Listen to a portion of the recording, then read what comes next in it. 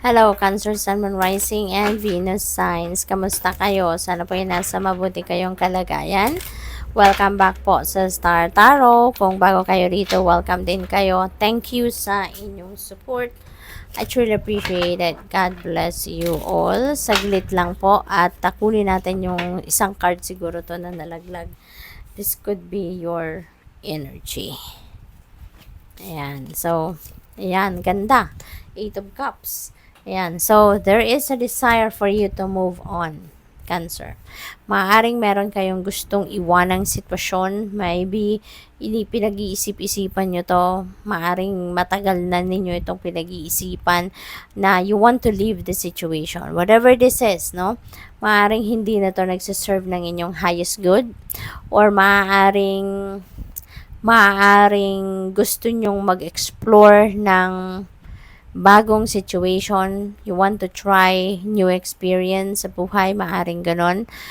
Kung ano man ito, this could be anything, no? Maaring relationship ito, maaring trabaho, career ninyo, mga ganon. Kung dati, naging fulfilled kayo, contented kayo dito, masaya kayo, but things changes, no? So, siguro ngayon, nag-iiba na ngayon yung gusto ninyo.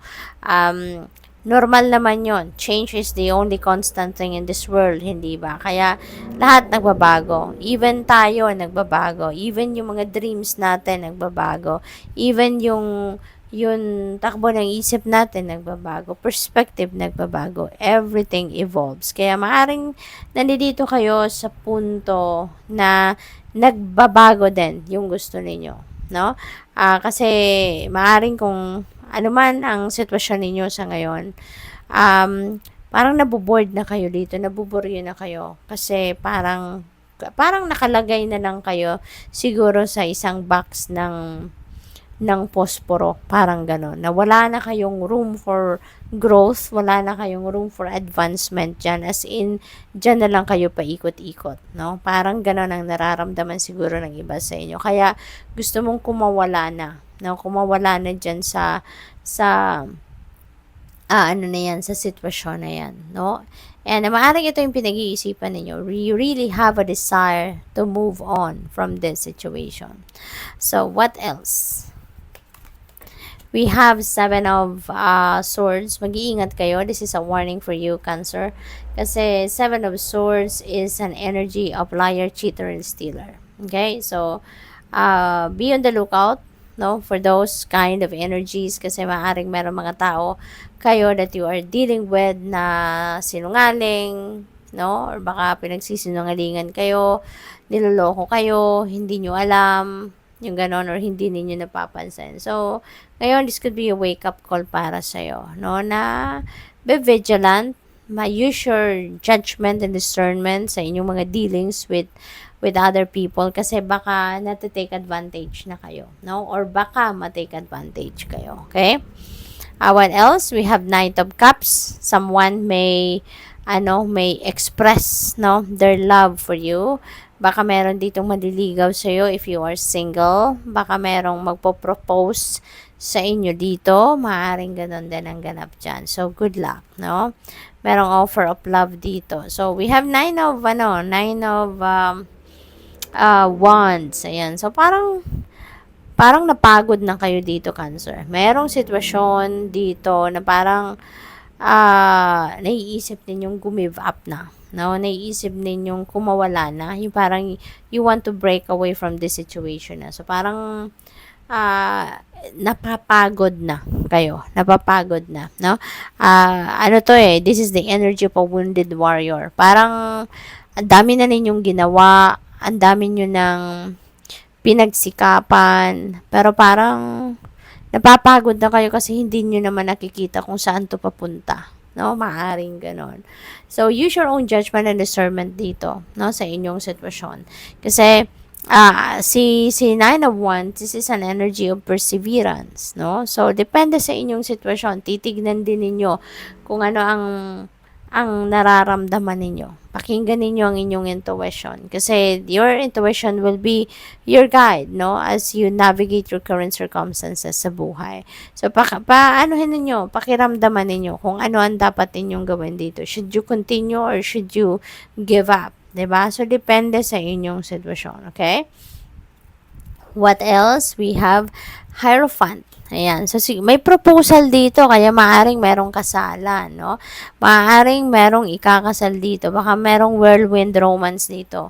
Cancer for some of you, no? Baka agad-agad, no? Kasalan agad. Maaring ganun ang sitwasyon dito. So, good luck to that. Possible din na dahil siguro sa nararamdaman ninyong kapaguran dyan, pagkasawa sa inyong ginagawa, maaari din na may confusion then at the same time kayong nafe-feel, kaya maybe you are going to look for someone na makakausap ninyo at makakapagbigay sa inyo ng advice. Maaring meron kayong ang tawag dito, i-consult, no, ng mga tao. Maybe you're seeking for mentors, for spiritual guide, spiritual people, no, na makakapag-advise sa inyo. We have compassion. Maybe this is what you really need right now, no, Cancer. Baka kayong nangangailangan ng compassion sa ngayon from other people. Maybe you are feeling tired talaga, you're feeling alone, maaaring ganon. Possible then na since you are a water sign, so you are naturally compassionate kayo, very loving, very sensitive, intuitive, yung ganon. So, maaaring kayo then yung magiging compassionate, no? Baka meron dito mga taong lalapit sa'yo at hihingi sa inyo ng advice, hihingi ng tulong in any form, maaaring ganon, ano? So, what else? We have fertility. Ayan, so siguro buntes ang iba sa inyo rito or baka manganganak.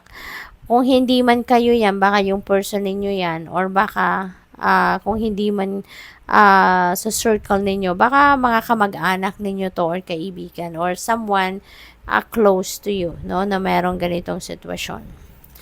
We have truth. Ayan, there is some truth that is coming to light, Cancer. Merong katotohanan na lalabas sa ngayon, no? At maaaring isang katotohanan yan na baka doon kayo biglang mapagod, no? Kapag nalaman ninyo ang katotohanan na to, baka biglang makaramdam kayo ng pagod, 'di ba? Kasi maaaring meron ditong pinaniwalaan kayo for the longest time, naniwala kayo, tapos ngayon mabubuksan ang kwentong ito at maaaring magulat kayo, ma-overwhelm kayo at mawindang kayo, no? It may blow your mind, no, yung truth na to na all this time pala, mali yung paniniwala, yung pinaniniwalaan ninyo, no? So, yun ang napipick up ko dyan. What else? We have reconciliation. Meron pagbabate. Maaaring merong nag-away dito. Meron kayong diskusyon with someone, no? At ngayon, maaaring magkaayos na kayo. Magkabati na kayo. You will come up with a peaceful resolution. Kaya magiging masaya na kayo at magkakaayos na din kayo. So, magkakabati na. So, good luck sa'yo. Tingnan natin kung ano pa ang ganap. For Cancer, we have communication. Ayan. So, Cancer, yung communication na ito maaring mga in the form of sulat, maybe this is in the form of text messages, calls, baka DM, PM, mga ganon. So, be on the lookout for those correspondence, no? Cancer, baka meron dumating sa inyo na mga communication from other people, no? What else? We have endurance. Ayan. So, kailangan ninyo ito, lalo-lalo na kung talagang meron fertility dito, baka kung meron buntis, kung meron manganganak na, so kailangan talaga na magpalakas kayo para maging healthy kayo and healthy yung baby, yung ipapanganak ninyo, no? What else? We have harmony. Ayan. So, harmony will be back talaga sa inyong relationship with whoever this is, no? Na ang tawag dito, yung magkakabati ninyo.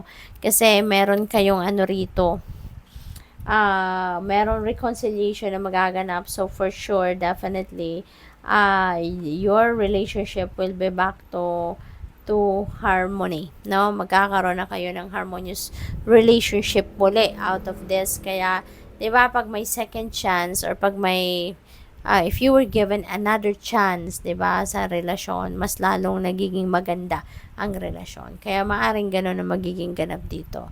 So, good luck. Thank you for watching Love and Light. Namaste.